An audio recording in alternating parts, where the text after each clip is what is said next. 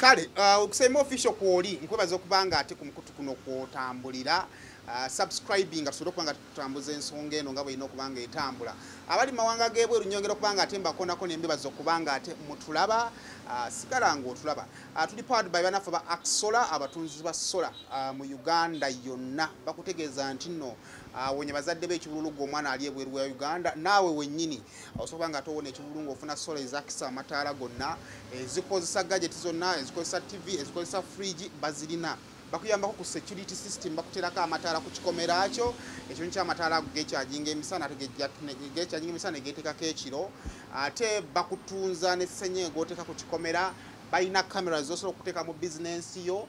nobeera nga olina gy'oli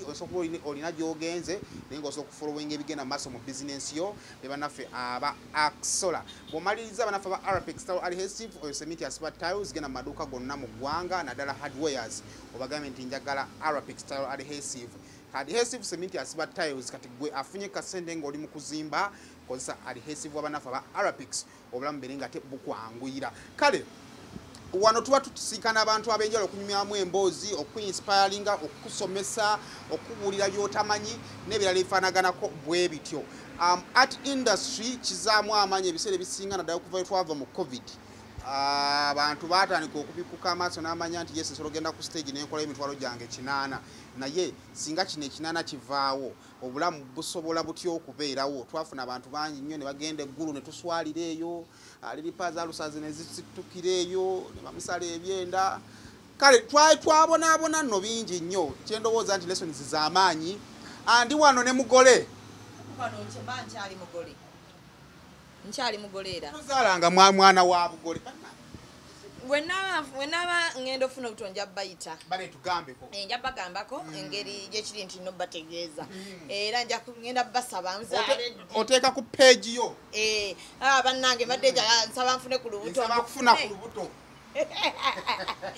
engeri gyekiri nti mwe mwampasa bale muyina akajanja tebiba tebitukwatako ali bibakwatirako wa okimanyi no buli muntu agira ati mwagira bannange omukazi tazaalanga bannange ale biri babibalolooza ebyasooka wali yali asasula addemu ankuba embaga nzaale ogamba otya mwana gwe sigamba ogamba otya ng'owoomedde wano mukwano kisayima ng'ogezi tuludde okweraba naakamala okulya omukazi akulabiridde omanyi ngeri gyawawasa mu kimpo mwayigaawo ffe tetusobola kwerabirirako tosobola omukazi akulabiridde mukwano ogezze luli wabadde ogejja lubuto kati ogezze wenna era tumwebaza maama weebale naye no naye ali yeebuuza omusajja lwaki agejja tobanga oyina akusanyusa ebbali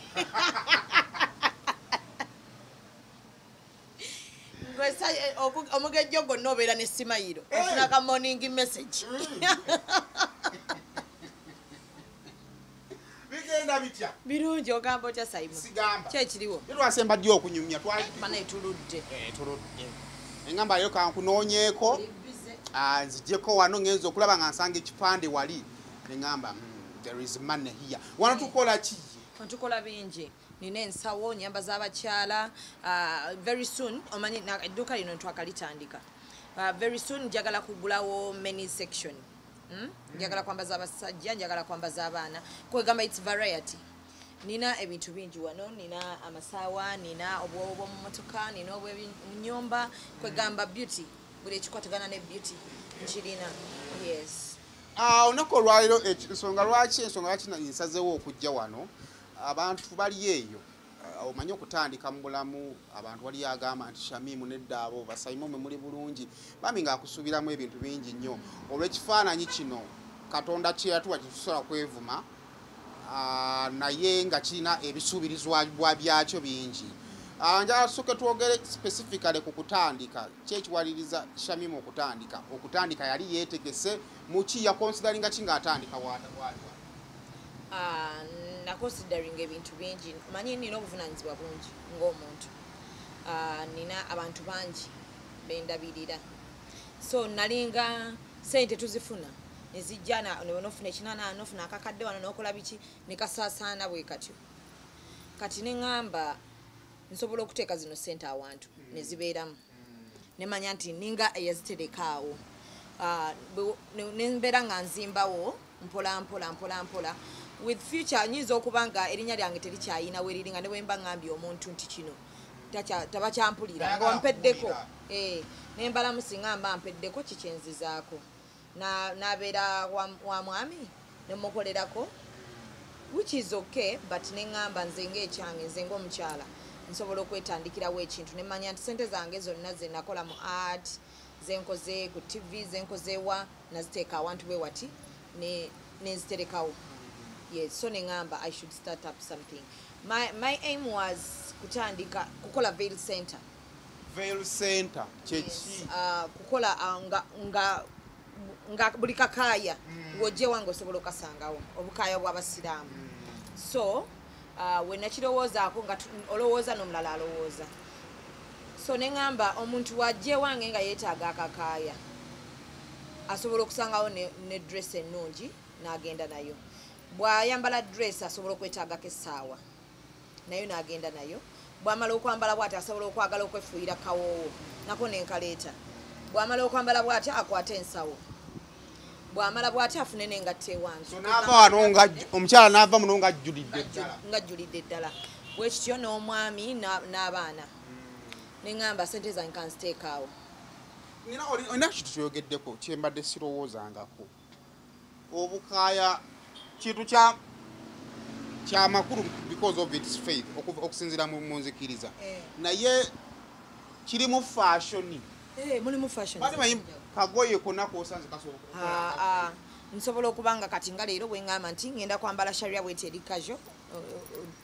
like siina wengenda nti oba pati oba ki nentekako akaaya kati tulina obwa pati tulina obwabagole tulina obukofiira just nti togenda kwesiba kakaaya notekako akakofiira naye nosigala nga olabika bulungi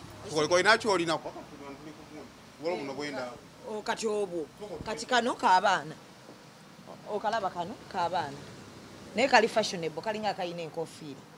okalaba kati kano okambala bwambazi toteekako zino pini tokozesa zino pini kitwale nti opapapapa modduka oteekako obuteesi kano nokasiba te nosigala ngaolabika bulungi nga totaddeeko zino pini kumenyeka bannaye so kati idea yali ey'okukola Veil Center negejja nefuukamu yes negejja nefuukamu kino so bwe nali nkola lino edduuka nedipartitioninga mu bintu ebyenjawulo neŋŋamba eno section kebere yansawo earrings masaawa engoye engatto netekako ne side ya makeup simanyi kola makeup but I can get someone nemu employing najjanga atulawo ng'akola yes nakola makeup kati byonna bera binakuggwera wano ba makeup okola ne outside catering bakola abaana bafuluma ne bagenda ne bakola outside kubagola ab'enjawulo baba waliwo birthdays biki bafuluma ne bagenda ne bakola abantu basinga tebakola batandika okukola businesses zaabwe bagenda ne bazitimba mu bibuga gwaki wasalawo Makerere ekibuga kiri congested ekirala rent w'omu kibuga w'amaanyi ali waggulu nnyo ekirala natunira ba clients bange tasobola kujja mu mujjuzo gwa mu kibuga naye ngeno wabweru asobola okujja nina parking wabweru wati wali congested asobola okujja n'abeera free n'alonda buli kyayagala n'agenda other than okujja mu kibuga wansi kale tuli kusema official tuli ne Shamimu wano ensonga lwaki tuleeta interviews bwe ziti kwongeramu amaanyi gwe ali eyo ng'oli wanditidde okutandika talk about set up your business eno ng'otandika akasente kaaliwo oba it was kugattagatta nalinawo ze nalinawo naye nze sitya risk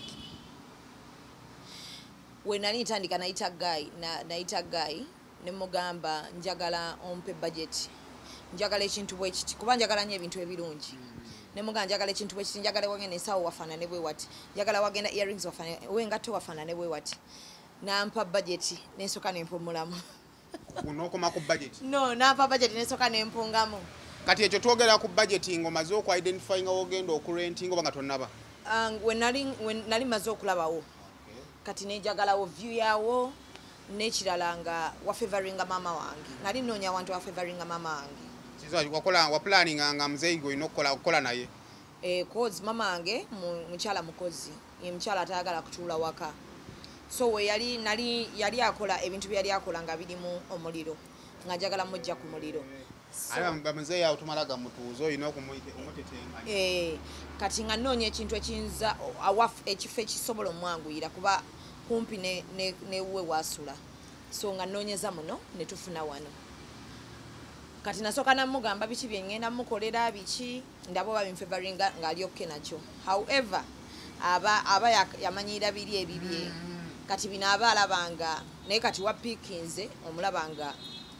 kyogereko ekyo manyi kati bino ebintu bamuzeeyi ekisooka yesu bakola to survive afunemu kasente mu musawo naye ate ekisinga obukulu kwekipinga ng'ali bize aba yakatuula ne bamuyita n'agenda no oba yabatenda najja for example aba yasiikasiika n'akola bati n'amalako olunaku ng'aluwedde kuba mama nga alwala nnyo so alina kubeera active. Yes, kati walimu okutuula olumu ne weebakamuko atuula ne yeebakamuko naye kati amanyi okujja wano ng'alina okulongoosa biki okitegeera waliwo abawala abamuyambako wano ababeerawo naye kati mama wange mukyala yeetegereza nnyo naye mama yimusenga mutunda ajja n'amanya olugoye mulutunze mmeka tayagala mulufuneko biki kati mwagala nnyo mu bizinesi yange. So we nali ntandika wano gayi nambalira budget nga eri waggulu ne ŋŋambako omwami n'aŋŋamba n'otugenda funayo omulala naye akola interior designing najja ng'ate oli ali waggulu n'okusinga ono. Obalowooza nti wabbeeyi ng'ate ono azze amusinga nako. Ne ŋŋamba ono tukole tutandike. Ne ntandikawo ne $3,000,000 n'atandika n'eno section n'atandika n'eno side ne $3,000,000. Then nga abaana ate okumala nankuya nangamba ajja ati tunaatera okumaliriza side y'ensawo mbadde ensawayo tutandike side endala ne mugamba ye kale ne muwaayo n'atandika n'endala kati bwekyo bwe twalikola mpaka we lyaggwa nga tetunnaliyingira naye ng'emyezi gigenda. So far turn up eryetya ku bantu bano reception first of all reception ku business eryetya munange walungi nnyo alhamdulillah Mungu atadde mbaraka kubanga ba walking we bali n'abawagizi bange abava ku abanga nene eyaidi byonna ebintu ne biggwawo. Ng'omwana ow'obuwala Katonda gwawadde omukisa ne bamumanya ebiseera ebisinga kibabeera wala nnyo okugamba nti kanfuneyo side business biki ebyo byasinga ddala okupushinga n'ogamba no I need to do this. Obuvunaanyizibwa nze ng'omuntu nina bungi. Ekirala natunulamu netunuulira neŋŋamba one day we naatuuka wano ng'erinnya limpeddeko kumanya abantu batwogerera otuuka ng'erinnya likuweddeko ng'abantu bagamba banange yakolamu ki mu linnya lye ayina ki nga toyina ky'olina. Neŋŋamba sente zino zonna nsobola zikwata nenseeka mu bizinensi ate bizinensi waliwo ne bizinensi gy'okola bizinensi nga tegenda kuteeka ku pressure bizinensi gy'otagenda kulaba sente zo nga zigenda ng'oziraba zigenda like nti oba bizinensi y'emmere ya mukisa kuba nze bbanga lyonna mbadde nkola mu mmere mama wange abadde ng'akola mu mmere ebyakulya nze manyi pressure y'ebyokulya mbikozeemu ebbanga lya myaka 12 mbimanyi sisobola biyingira. However omu ayinza obifunamu omukisa naye omulala asobola obutabifunamu naye n'abifunyemu omukisa ye amanyi kyenjogerako amanyi pressure eyo nti osobola okulaba emmere ng'egenda kusulawo saawa ziweze 2 naye ng'emmere ekyajjudde oba chips mweziri zikyajjudde n'enkoko ekyaliwo awo ate emmere bw'eba esuzeewo eraga.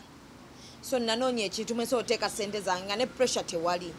nti olugoye lwe baba tebannalutwala olwaleero bwe ndeeta stock endala nsobola odutundira mu stock empya tobeera ku pressure nti luvunda nti olugoye luba nange enkya luvunda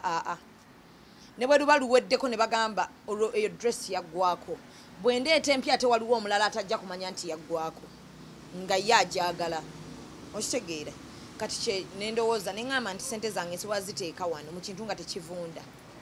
Yes. Omulimu guno ogwa boutique n'engoye abantu abagulabanga omulimu gw'abaana abawala gwe mukola ogw'okwegayalizaamu sente zaago physically nzibu za kutegeera nzibu za kutegeera zitya toyasobola okujja n'andika olugoye ne lumalawo omwaka nga luli awo naye nga boutique tegwa anti olugoye kyenkugambye nti nsobola odduleeta nga naleetanga like 6 pieces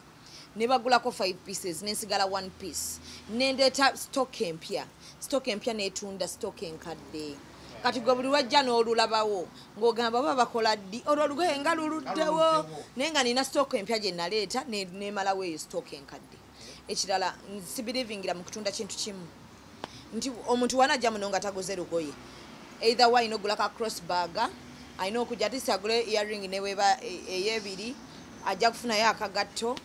ayinza ofuna lipstick kuba ntunda ne cosmetics ntunda lipstick makeup biki ayinza okujja n'agamba anja kufuna ekyo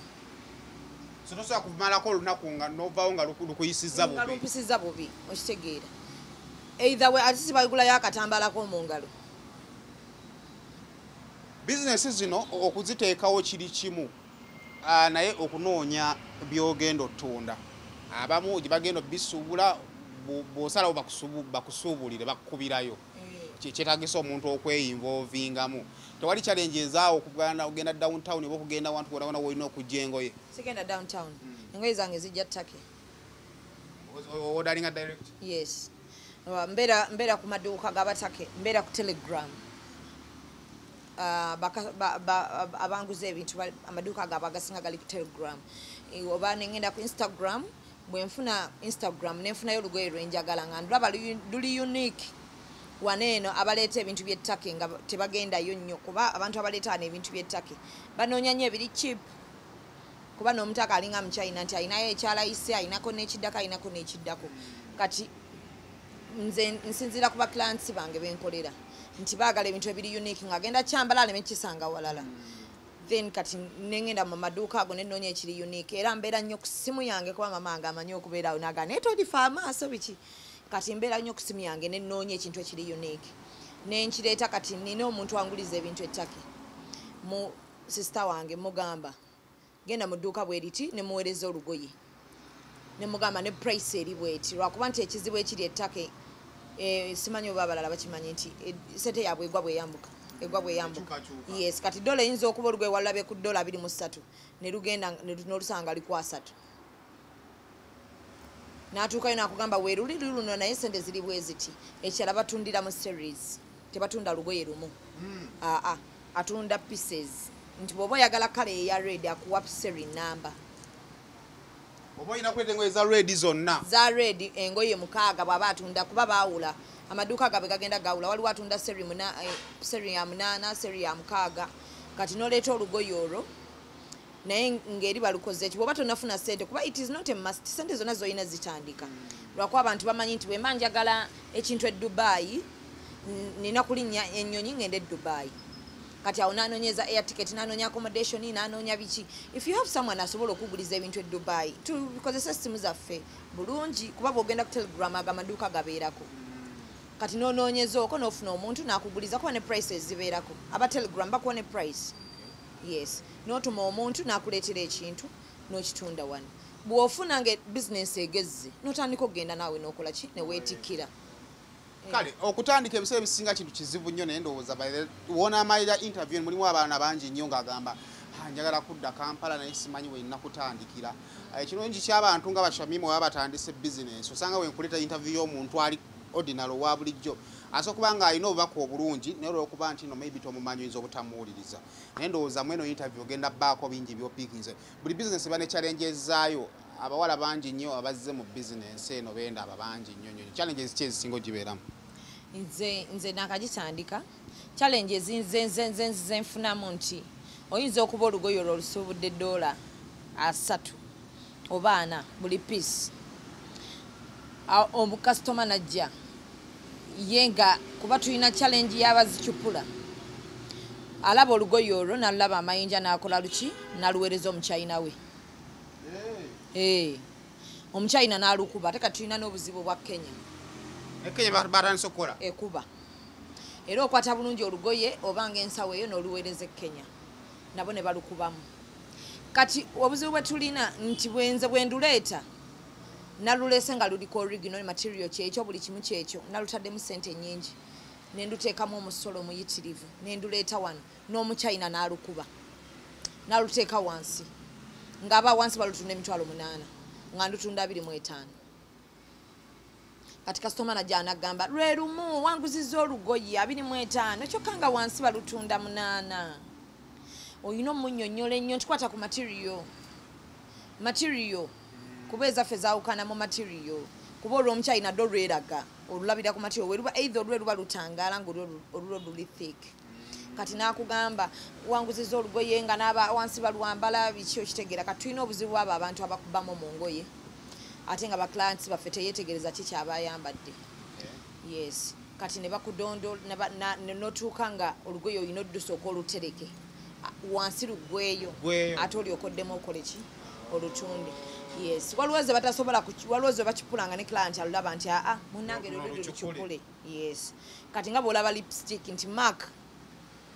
nze mark wange wano nze situnda mark wa 5 wansi gyali nga mark brand ya mark n'ekipapula nga bwokiraba wano bwe tukirina abalina original nga naye bw'alina n'omuntu n'ajja n'akugamba lipstick wameka n'omugaa 12 n'agamba shia wansi ku Gazalandi wa 15 naye kati tulina ba clients ye olujja bw'ati n'alaba bulabi mark n'agamba yes ono gwe njagala ekyo tebeera risk okubeera nga yes otunda original naye nga ogenda kukolera selected group of people tebeera risk no anti waliwo n'okuba nga oyagala kutunda lice naye nga affecting abantu kati nga nze nnaano Vaseline wa mitwalo 5 Vaseline gwe wesiga wa sente mmeka tebangula gumu ekitundu waliwo n'owesatu 5 Vaseline gwe ntunda wa mitwalo 5 namupostinga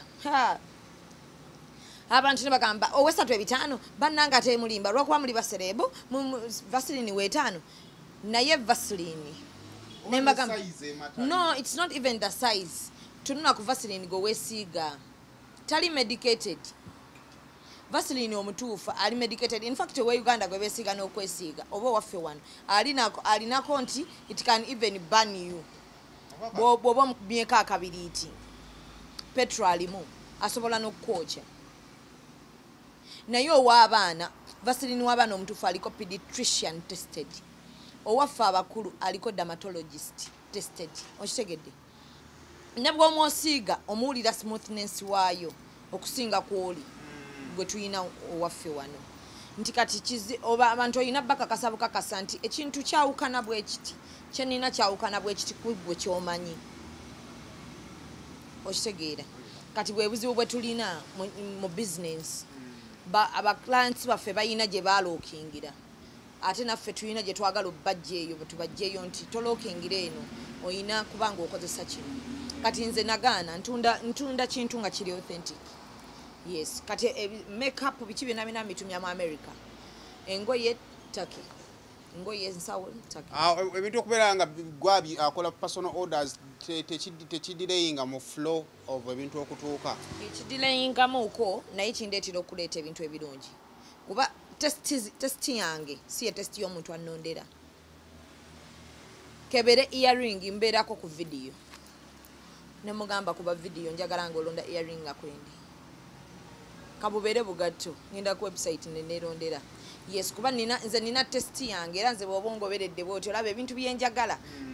testi yange ate gye ntera okulondera ne ba clients nti n'ensawo nina colors ezinnyumira mu nsawo era ze nnonda yes okujjako olumu bwe mba ntambudde n'omuntu oba nentambula n'omwami nagamba neddala ndayo n'eno kala abajagala oba omuntu gwe nnonda naye nagamba shamim n'eno kala naye ntera nnyo n'obukaaya nnonda nnyo nude colors biki kuba zeejagala yes kale oli kusema official shamim nga tumaliriza wali omwana omuwala ali eyo ng'ayagala okutandika naye ng'akyatidde bigambo ki by'oyinza okugabana naye omwana omuwala ali eyo ng'oyagala okutandika tandika kati n'ekitono ky'olina buli ssente gy'olina etandika business buli ssente gy'olina etandika business ekirala tuyigira mu risks na mistakes kize tukola nti bwe ntandika business eno leero neegwa injiga nemanya ensobi ze nakola luli zaali bwe zitezandeetera business yange eri okugwa kanziremu nkole buli wotya okutandika oba weefiiriza kozi buli wogaana okutandika n'ogamba ngenda bankozese ngenda nkolebwa ne bw'oba olina we bakukozesa kipinga ssente ezo naawe otandike osobola otandikiramu eyo banze wemba nina abawala benkozesa enkya najja nga ayagala kukola bizinensi ye mukitegeeza yagitegedde yeeyo gy'amanyi gy'ayagala okutandika nayo naye kati omuntu bw'ajja wano n'alaba interior n'akola biki agamba bana alabika yatandisa ssente nnyingi naye nga nange natandika mpola bwe ntyo mpaka kati wano wendi ate nga era still business ekyalimu ekyetaaga kinene naye nagamba kantandike n'ekitono kye nnina naye mbe nga nnina kyenkola ki kyenyingiza ekyala business bw'ogikola totandika kugamba nti nagitandise leero ne batagula guno omwezi kanjite persistence lemerako ogambe muno mwe nina okujja kyenjagala totya nti olwokuba guno omwezi tebaguze no kanjiggalewo kuba tulina eyo tendensi engeri nnaku zino gyetukolera ku social media nolangayo okoleero nolaba nga teri yaddakonye mu kugamba nti banaye how much is that bag nogamba naye neenaakola tejja kukola enkya n'otatimba luli n'otimba okukakana ng'obitadde ng'owulira biganye tebijja kukola n'obuukira ekirala sente ogenda ozisaasaanya buli wamu just beera consistent beera persistent manya kiki kyenjagala okukola kyoyagala ekyo okukola ekirala tokkiriza abantu kukuwabula abantu batuwabula ne batusuula onaabeera okutawuliza ojja kujja waliwo bempuliriza nze omanyi nze nina tendensi yange osobola okujja n'oŋŋamba kati nga bwe nali ntandika wano bangi baŋŋamba renti lwaki tokoledde online n'obeerako ngaebintu byobirina eka n'obeera awo nga abakasitoma bookola ki kati nze nenkitunulamu neŋŋamba client wajja nga nina location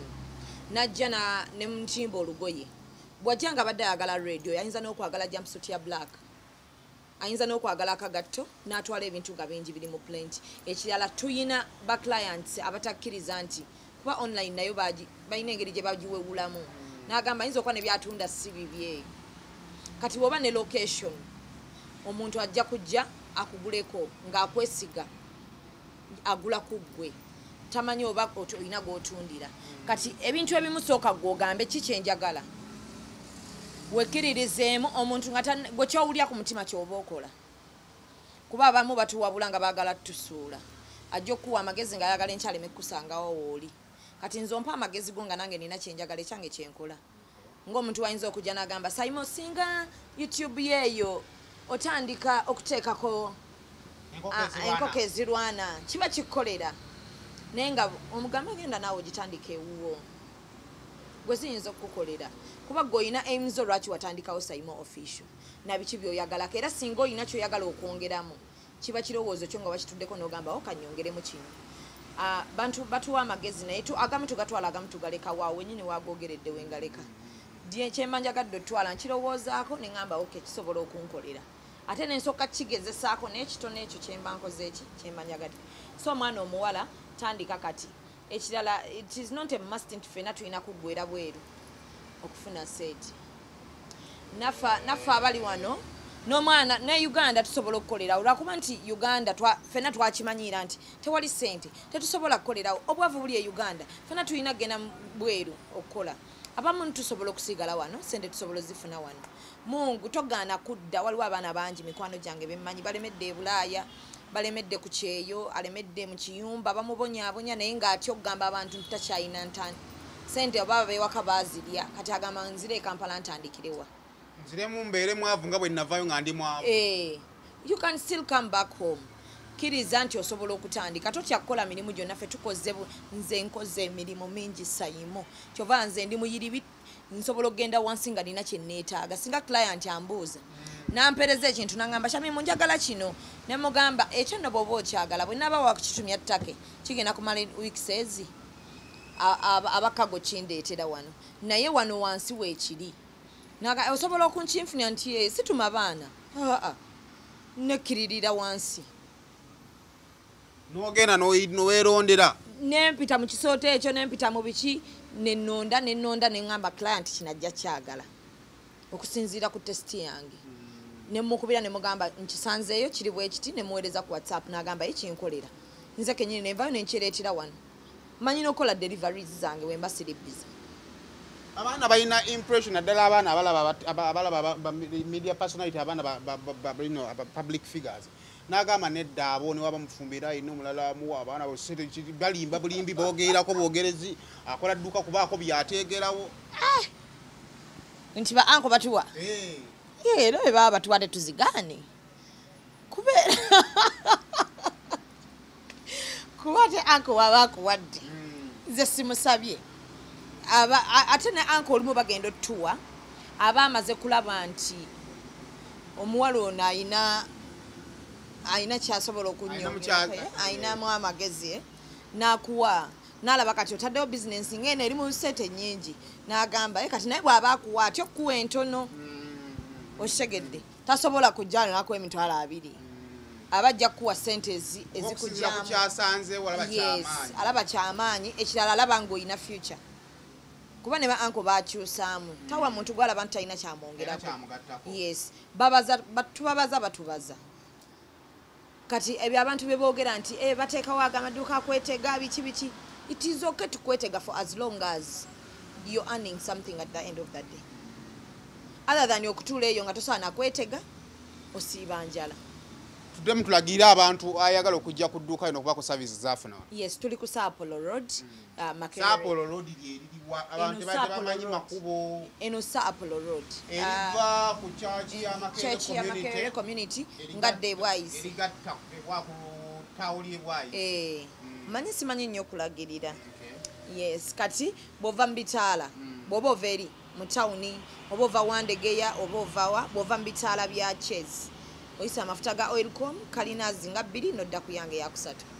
yes bw'oba ova eno side za Kasubi oyita Makerere mu Kikoni oba ova bwayisa ojja straight edduuka oli wakati wa bitaala n'ekkuba erikkira mu Kikoni yes mafuta diri mafuta Oilcom and Orex eri Orex eno Oilcom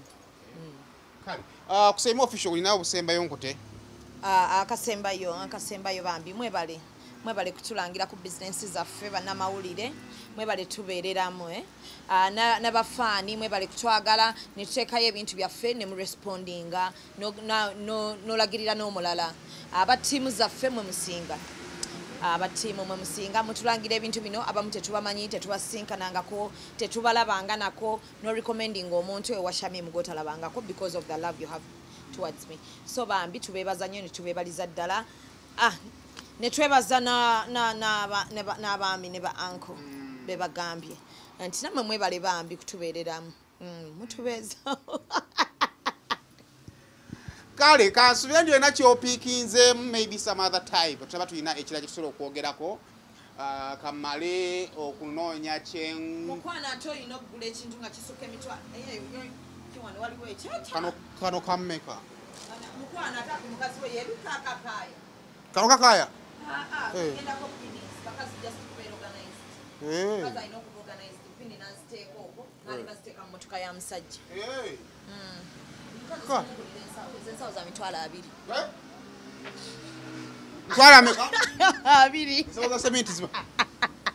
lwaki abasajja abaavu buli kimu kirabamu seminti amabaati gali wano muzannya nago omukazi bw'oba wamuwe toddamu ebyo byakulaba mabaati ga seminti ennyumba yokugula ebbaati naligula emitwalo 49 omukazi kati ensawo ya 2 just kati ali mu bbaati eryegeno muonyo enkuba omukuba alitadde muleke emukube talina buzibu mubeere bulungi mweraba mmwe